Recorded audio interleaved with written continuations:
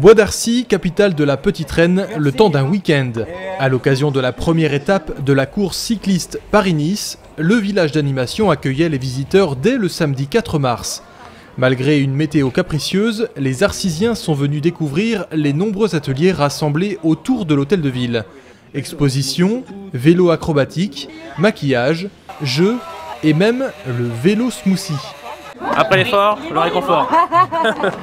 Le village a été inauguré par le maire, Philippe Benassaia, en présence de Christian Prudhomme, directeur du Tour de France et de la course Paris-Nice, et deux anciens champions, Stephen Roche et Sandy Cazard.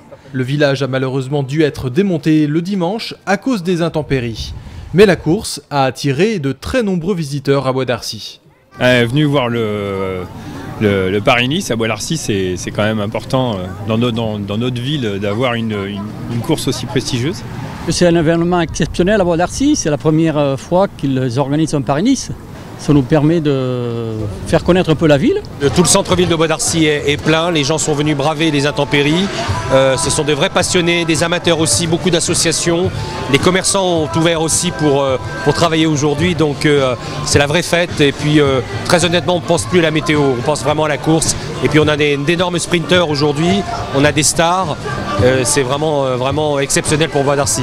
Une fête populaire qui a rassemblé les foules jusqu'au sprint final, rue Jean Jaurès. Ça a été une étape absolument magnifique, peut-être la plus belle étape de Paris-Nice, plus belle première étape de Paris-Nice depuis 20 ans ou 25 ans, avec une bagarre incroyable, avec les conditions atmosphériques bien sûr qui ont beaucoup joué, la pluie et notamment le vent. Mais ça a été quasiment comme une étape de montagne, sauf qu'elle a été remportée par un sprinter, l'un des meilleurs sprinters du peloton, Arnaud Démare, l'ancien champion de France. Arnaud Démare, qui s'est vu remettre sur le podium le trophée de la ville par Philippe Benassaia.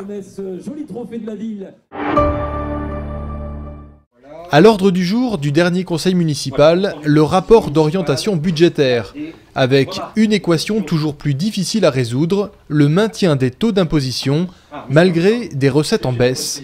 En cause, la dotation de l'État qui continue de diminuer. À titre de comparaison, elle était de plus de 2 millions d'euros en 2014, elle n'est plus que de 1,2 million d'euros en 2017.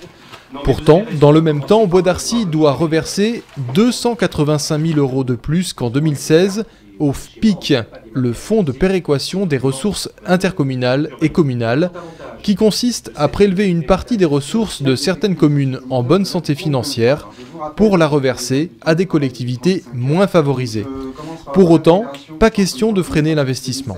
Sur la ville, nous investissons en moyenne 4 millions d'euros par an. Nous avons certaines grandes lignes qui se dégagent, et notamment l'avenue Jean Jaurès qui va être entièrement refaite, que l'on va commencer donc l'année prochaine, et qui fera partie effectivement des investissements importants de la ville, plus un certain nombre de choses en matière d'environnement, en matière de cadre de vie et bien sûr de réfection de bâtiments, puisque je vous rappelle qu'on a un parc immobilier qui nécessite effectivement un certain nombre de relookages et de travaux, notamment dans les écoles. Dans son rapport d'orientation budgétaire, la municipalité a également présenté une baisse des charges de fonctionnement de 1% par rapport à l'exercice précédent.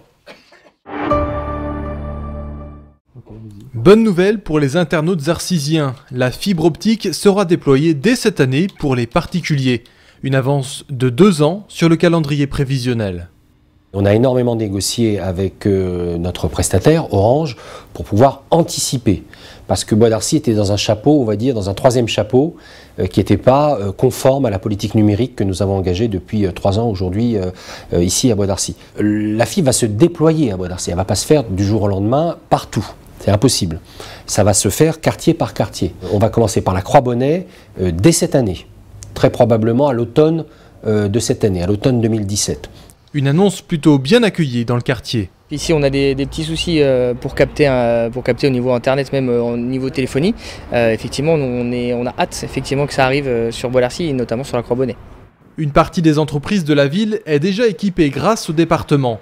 Mais d'autres professionnels attendent la fibre avec impatience. Il y a un autre phénomène, moi, qui m'a alerté, c'est qu'il y a de plus en plus à Bois d'Arcy de personnes qui travaillent à Bois d'Arcy en télétravail. Et cela a été empêché dans leur activité professionnelle à cause des réseaux arcysiens. Donc il faut favoriser les entreprises à Bois d'Arcy, favoriser les auto-entrepreneurs. Une réunion publique sera organisée à la Croix-Bonnet cet automne pour présenter le dispositif aux arcysiens. L'ensemble du territoire communal devrait être équipé d'ici fin 2019. Le 2 février, Bois d'Arcy accueillait la cérémonie départementale des villes et villages fleuris à la ferme de la Tremblay. Une belle occasion de mettre en avant la mobilisation de la municipalité en faveur de l'amélioration du cadre de vie et du fleurissement depuis 2014. La ville a d'ailleurs obtenu sa première fleur en 2015.